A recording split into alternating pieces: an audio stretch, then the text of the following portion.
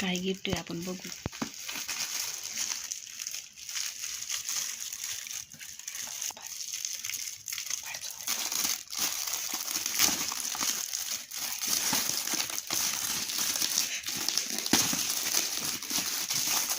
काय आहे गिफ्ट आपल्याला मस्तपैकी बघायचं आहे.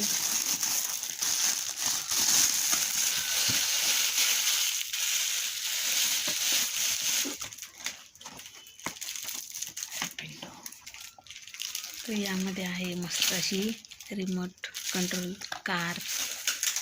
तर 350 रुपयाची आहे बघा.